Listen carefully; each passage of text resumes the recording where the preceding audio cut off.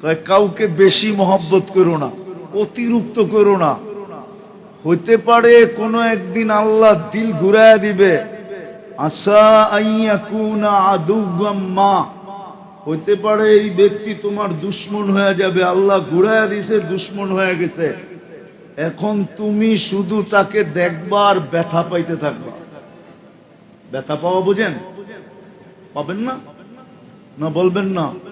এত আপন ছিল, এত ভালোবাসতাম, এত মোহাব্বত, লোকটা দুশমন হয়ে গেল।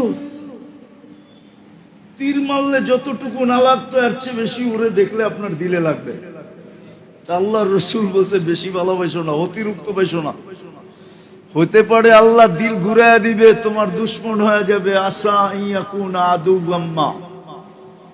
আবার বলছে কারোর সাথে অতিরিক্ত দুশমনি করো না, অতি মাত্রায় দুশমনি করো না। আসা আইয়াকুনা আহাব্বাম মা, হতে পারে আল্লাহ দিল ঘুরাইয়া দিবে, একদিন তোমার বন্ধু হয়ে যাবে। তো সারাদিন বলতে থাকবে তুই কি আমার লগে কম করছস, দুশ্মনী কম করছস। সারাদিন এটা বলতে থাকবে, আপনার কান শুনতে শুনতে জ্বালা পালা হয়ে যাবে। যদিও আমাদের স্বভাব, যদিও আমরা ঘুরতে থাকি,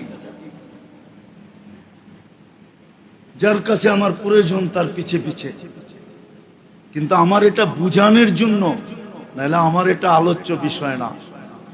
আপনাদের বিবেকে নাড়া দেওয়ার জন্য, বিবেকের পর্দা সরানোর জন্য, বিবেকের দরজা খোলার জন্য, খিড়কি আর জানলা খোলার জন্য আমি বারবার বুঝাইতে চাইতেছি যে মানুষের পিছনে প্রয়োজনের কারণে আমরা এত ঘুরতে পারি, এত সমীহা করতে পারি, এত শ্রদ্ধা করতে পারি, এত ভক্তি করতে পারি, এত জুতার পরে জুতা ক্ষয় করতে পারি, যে আল্লাহর 24 ঘন্টা আমি মুহতাজ। আমি ওই আল্লাহর নাম কতটুকু ডেলি নেই, এটার নামই ইসলাম। এই অভ্যাস আনার নামই হইল ইসলাম। সংশোধন এটাকেই বলে।